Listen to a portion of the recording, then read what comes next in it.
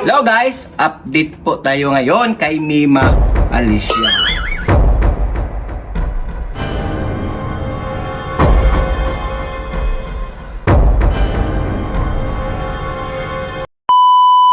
Bakit dalawa lang yung tinitignan ng ating otoridad na sa nangyayaring pagpaslang kay Mima Alicia? Sabi ng otoridad, dalawang perpetrator o dalawang anggulo lamang ang tinitignan. Ha? Nakapagtataka naman siguro. Paano po yung ibang mga theory o haka-haka ng ibang mga commenters o tao na mga kasamahan niya? Di umano na maliban sa politikal at sa personal na nangyari kay Mima Alicia, bakit hindi pwede nating tignan yung conspiracy theory? Dahil marami pong nagkukomento about po sa unsihan o hatian na kanilang mga sahod. Bakit natin nasabi yun? Mismo nga yung kasamahan niya dati na si Jiggy Barra mismo ang nag-vlog, tumutukoy, nakagrupo itong si Mima noong hindi pa siya didiis. Ha? Na di umano ito sila ay mga bayarang mga vlogger. Aminado yan. Pakinggan nyo, sinasabi ni Jiggy Barra. Mga manateros, mga kabiyaya, ito ipapakita ko sa inyo yung video. Unang meet ko kay Boss D. Boss B pala, Boss B. Ba't Boss D? Kay Boss B, kung saan ay kasamahan ko pa dito, or kasama ko pa, etong mga ibang mga vlogger ng loyalista.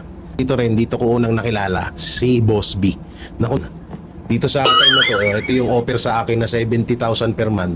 Tapos may kasama pang kotse.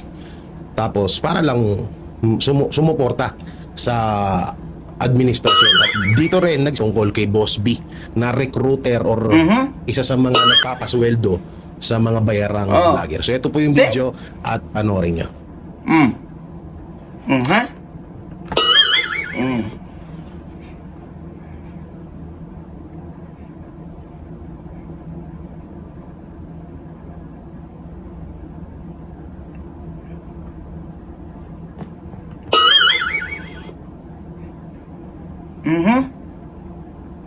Mga manatay. See? Anong masabi nyo? At maliban pa diyan, ay ito daw, si Mima ay meron pang the big boss. Ayun yan mismo, ni Jiggy Barra. Ha? So bakit dalawa lang yung tinitignan lang ang gulo sa pagkamatay? O di umano, yung politikal at saka yung dati niyang kinakasama na nangbugbog at pinakulong ni Mima Alicia. Paano na pag tumanggi po yung dati niyang kinakasama o boyfriend na itinanggi na hindi siya nagpapapatay kay Mima Alicia? So automatic na, mga Duterte na naman agad. Ha? So ganoon po ang kanilang ibig sabihin. At tingnan niyo itong video mga koys, mga guys, para mapagdugtong-dugtong natin yung sinasabi ni Jiggy Barra na ngayon ay isang DDS vlogger na sinasabi niya noon na magkasama sila at may Boss B, para po mapagtanto natin, madugtong po natin yung istorya. Pakinggan po natin. Pasensya na, madam. Ginagawa naman po namin lahat yung mga script na fino-forward sa amin eh. Sinunod naman po namin. Puro nga kayo palpak eh. Puro kayo hingi ng budget, wala naman nangyayari. Ilan ba hawak mo na class A? Wala po akong hawak na class A. Puro class D lang po. 20 na troll. Sino din yan?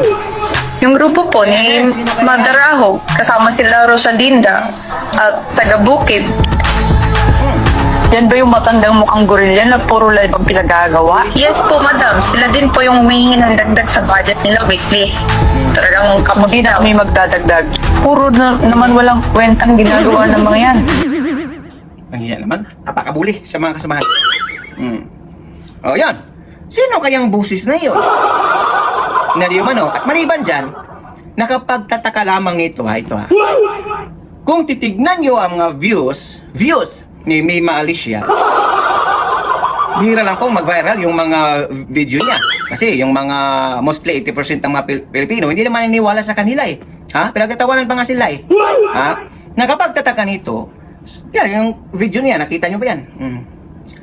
Saan siya galing sa ganyan kalaking pera? Alam naman po natin, sa Facebook, kay Mita, pag nagka 1 million views ka, swerte mo na pag aabot ng $10 yun o $10 ang revenue.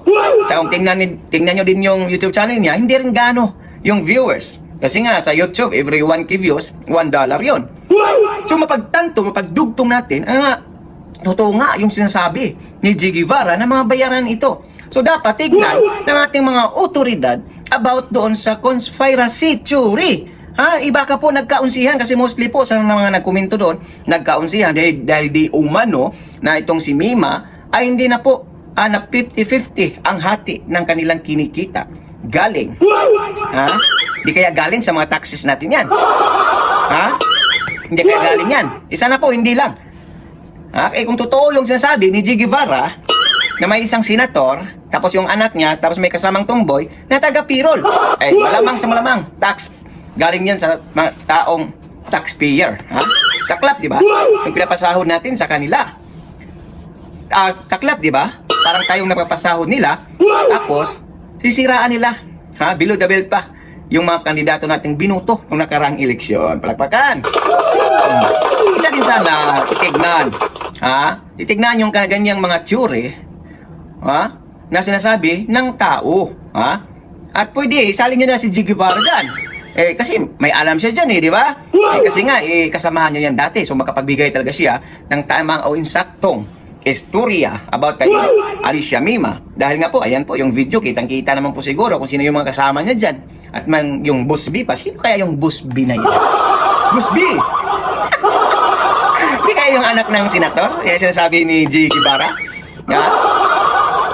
So, ganyan po mga kois, no? Yung parang nire-recycle lang po yung pira ng taong bayan.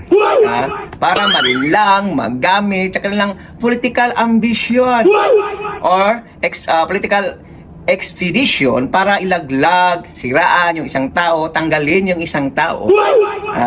Yung sinasabi natin So, dalawang theory lang o perpetrator, di umano, sabi ng otoridad, ang titignan nila. Paano nga, gaya ng sinasabi natin kanina, pag tumanggi yung isa, sumatik na yan. Mga Duterte na naman yung pagbibintangan. Mga Duterte naman pagbibintangan. So, matik. Lahat ng talaga, kung totoo yan, gagawin nila. That is my own opinion. So, grabe. Grabe. Saan ka makahanap na ganun karaming pira? Hindi ka naman viral sa Facebook. Hindi ka naman viral sa YouTube. So, mapagtanto natin, talagang siguro, totoo yung sinasabi ni G. Guevara.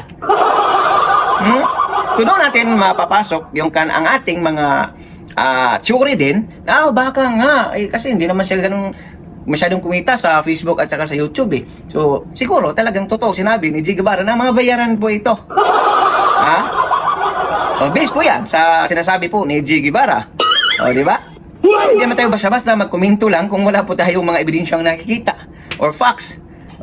Ayun lang po yan sa mga theory din natin na nakikita sa mga sinasabi ng kanyang dating mga kasamahan. Ng mga vloggers.